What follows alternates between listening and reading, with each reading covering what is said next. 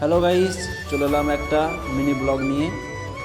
সামনে একটা কার্টুন দেখা যাচ্ছে, এটা হচ্ছে মিকি মাউস। খুব ভালো লাগছে। যাই হোক, আমরা আগাচ্ছি, একটু দেখা যাক সামনে আরও কি দেখা যায়। সামনে ওটাও মনে হচ্ছে যতটা সম্ভব মিকি মাউসই আছে।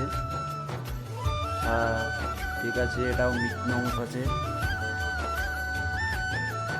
গাছগুলো যা লাগছে না, নাইস, খুব ভালো লাগছে। সামনে দিকে অনেক কফি হাউস আছে,